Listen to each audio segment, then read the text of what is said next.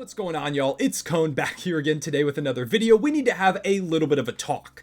I've been wanting to make this video for almost a week at this point, ever since the Thunder waltzed into Denver, you know, the home of the defending champions, on their third game in 4 nights and blew them out of the water. But unfortunately, the OG Anunoby trade went down, so I had to make content about that. I was out of town for a couple of days for New Year's Eve, but finally, I've got time. I'm sitting in front of the computer and I'm here to tell you the Oklahoma City Thunder have not just arrived, but they are banging on the door of championship contention. They are one game out of the 1 seed in the Western Conference after tonight's win over the best team in the league, Boston Celtics. They've been making statement game after statement game. They've got an MVP candidate, maybe the MVP of the league on their team. They've got a top 2 current DPOY candidate, according to some odds I just looked up, in Chet Holmgren, who's also a Rookie of the Year candidate. They've got a rising all-star caliber player, a bunch of great role players, great coaching. This Thunder team has completely arrived. They're proving every doubter in the offseason wrong. All the people that said, oh, Shai's not top 10 when national media outlets tried to rank him there, the amount of people I saw putting out these tweets that got hundreds of thousands of likes nearly, saying that, oh, the media's starting to overrate Shai, like he's not this good, let's see what he does next season. You know what he's done? He's leveled up his game. People saying that, oh, Chet was too skinny to succeed in the league, he was going to get destroyed by bigs, he wasn't going to be good.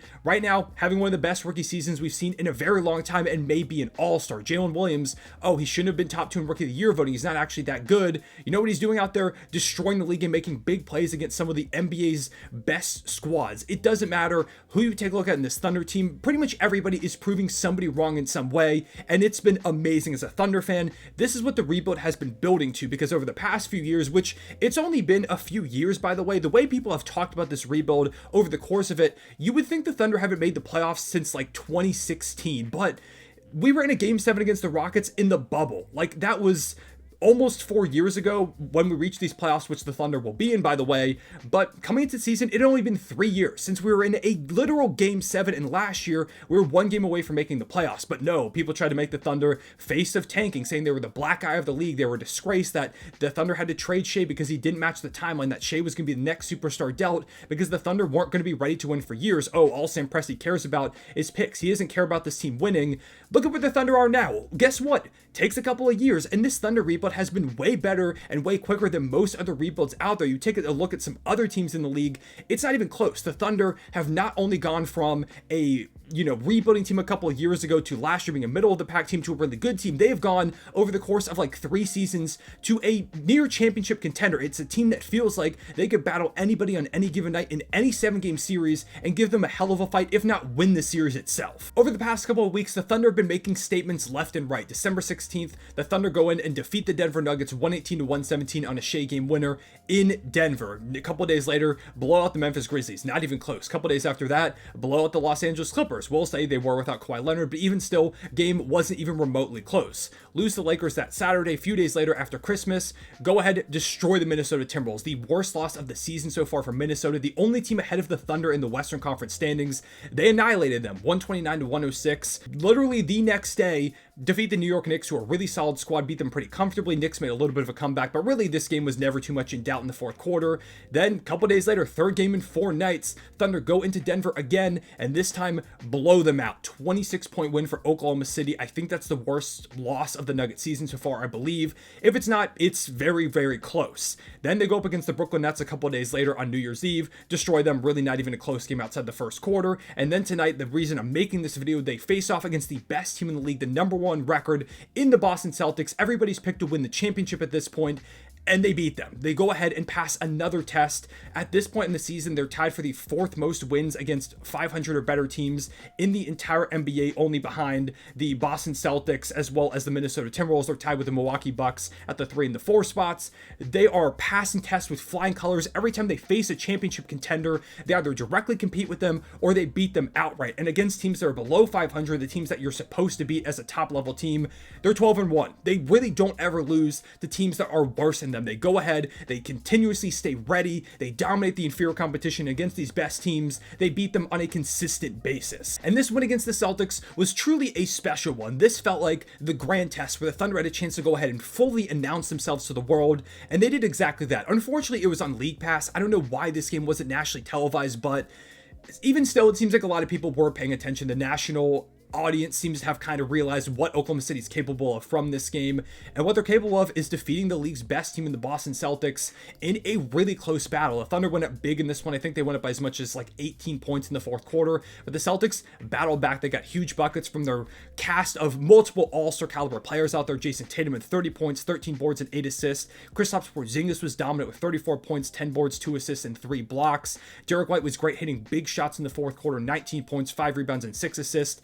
Jalen Brown and Jrue Holiday struggled a little bit, but overall, most of the stars were dominating against the Thunder. They were looking really good. They're all-star caliber players. It's what they do, but the Thunder held fast. They went ahead, went through all the punches, got big buckets from Chet, from Dub, huge free throws from Shai down the stretch, as well as great defensive plays from pretty much everybody. The role players stepped up, and the Thunder weathered the storm, defeat the Boston Celtics.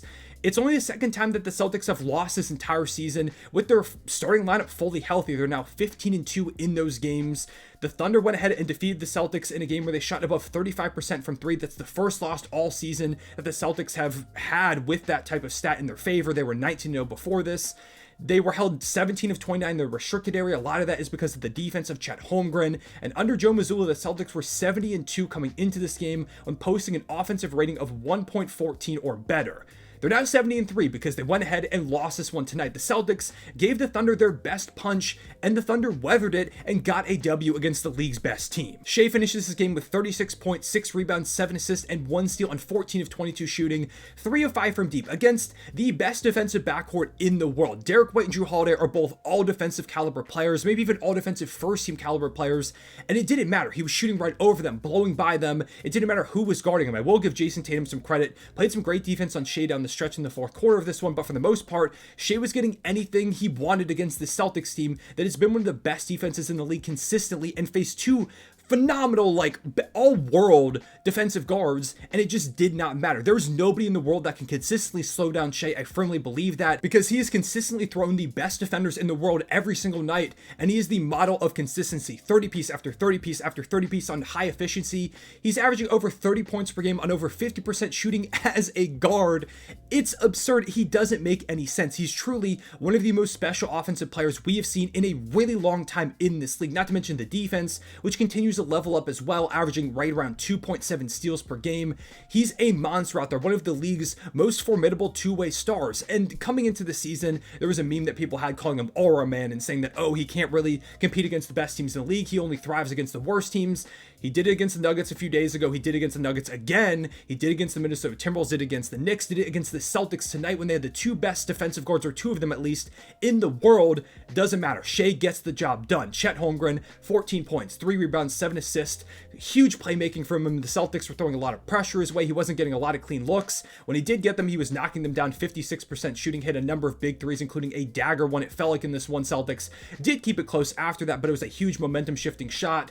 Chet just kind of slots into the system. He doesn't have to do too much. If we ask him to go get buckets, he can certainly do that, but for the most part, he's perfectly fine with getting what the offense gives to him, diming up his teammates and playing some of the most league-changing defense while he's at it. Had 4 blocks in this game, huge all over the place. The Celtics, again, shot 17 of 29 in the restricted area. That is an unbelievable margin against the Celtics team that is just so efficient across the court. Chet is a game changer on that end, and if you watch him play, you'll realize exactly why he's now moved up to second in the defensive player of the year odds.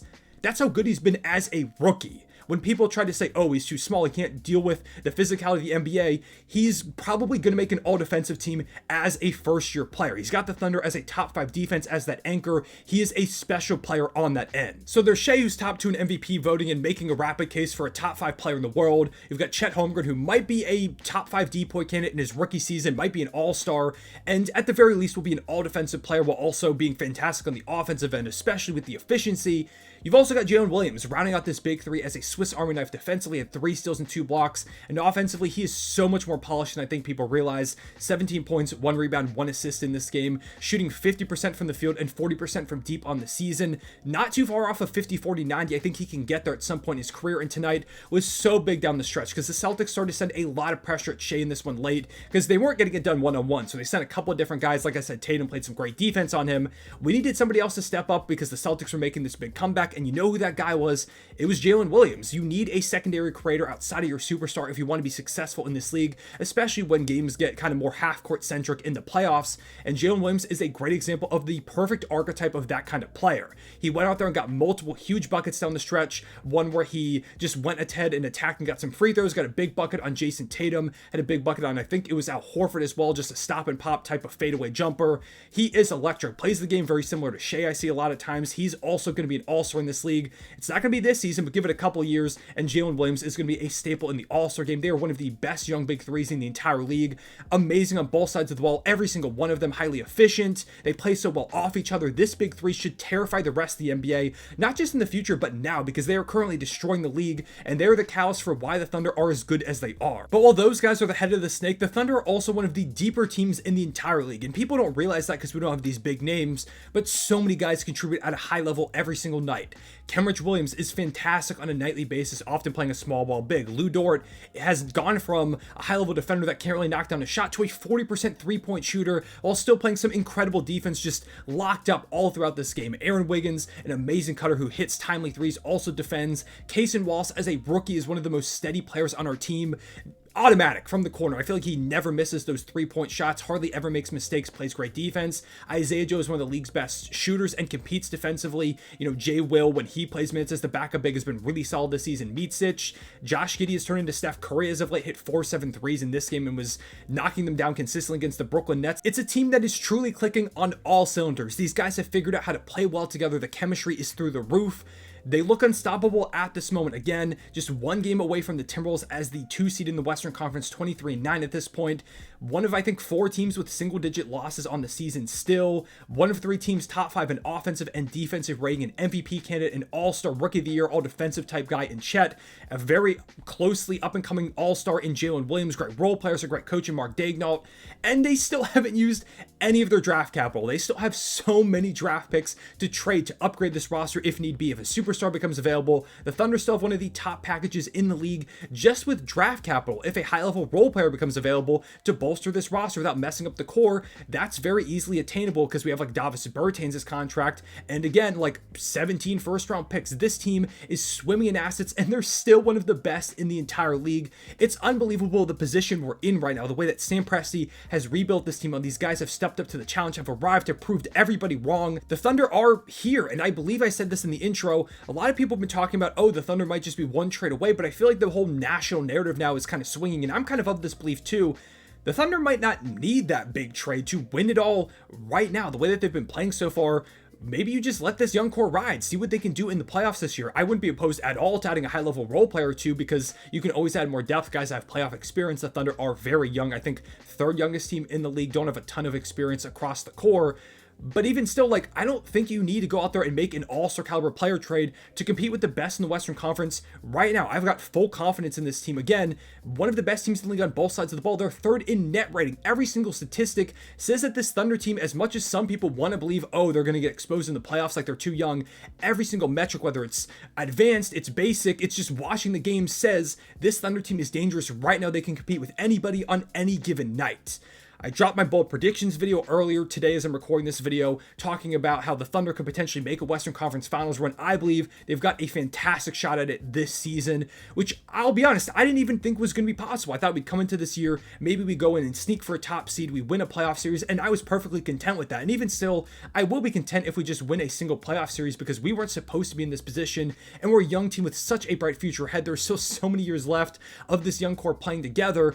But I wouldn't be surprised at all if this team is standing there in the Western Conference Finals as one of the 2 final Western Conference teams remaining. And hey, they keep playing like this, I might start saying crazy stuff and saying that I'm going to pick the Thunder to come out of the Western Conference. Would that be biased? Yes. And I'm not saying that's going to happen like right now because there still are some great teams out there. You know, Denver still exists. Minnesota has been great. I'm waiting for some of the other more veteran-laden teams to put it together. But hey, right now, the way the Thunder are playing, you can't deny that they're one of the best teams in the world. They've got a shot in the Western Conference playoffs. And this team isn't just, coming in a couple of years. They're here right now. Before the season, I dropped a video talking about the Thunder and saying that the league should be terrified of what was to come from them. A lot of people clown me in the comment section of that video saying that, oh, what should I be terrified of? An 11 seed, a play-in team. I made a tweet heading into the season as well saying that there are a lot of great teams out there, but if you think the Thunder aren't going to be one of the playoff teams in the Western Conference, I don't know what to tell you because that's not going to be the case. Also, got clowned by a lot of people under that tweet.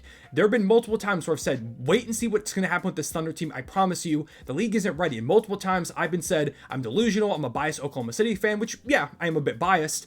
But even still, the Thunder up to this point, heading into 2024, January 3rd, are currently sitting with a record that is the second best in the Western Conference, top 4 in the NBA, third best net rating, top 5 offensive and defensive ranking. And right now, they're currently on pace for 59 wins in a season that a lot of people thought they were going to get exposed, that they weren't going to be ready for the challenge. They've stepped up in a big way, and the Oklahoma City Thunder are proving everybody wrong. So yeah, with all that being said, those are my thoughts on the Thunder at the moment. I am super stoked. It's been amazing to watch this team so far. I'm super excited. I'm actually going to be seeing them live in Oklahoma City in about a week from now. I'm going to be there for the Portland Trailblazers game in OKC as well as the Orlando Magic game. So if you're at one of those games, definitely let me know. Would love to meet up with some of y'all if possible. And yeah, it's been a roller coaster ride so far. Not even a roller coaster. It's been just a lot of fun up to this point. I can't wait to see how the Thunder play the rest of the season. They have one of the easier remaining schedules also, by the way. Like, they've played a harder schedule compared to most teams so far, and it still has not mattered. I don't know if the Thunder are going to get to 60 wins, but at the very least, I think 50 is very, very attainable. I can't wait to see what they do in the playoffs, and the way that Shai and these other guys continue to show that they're not just terrifying later, they're terrifying now. I appreciate y'all watching. Leave a like and subscribe if you enjoy. Hit the notification bell so you don't miss out on future videos. Let me know what you think. Do the Thunder need to make another big trade, or should they just stand pat, maybe add like a role player? Or do you think that star trade is needed to compete right now? Who do you have winning the Western Conference? If it's the Thunder, tell me why. If it's not, tell me who else you have, because there are still some other great teams in the West. But for right now, appreciate y'all watching. See y'all later. Real one, say it back.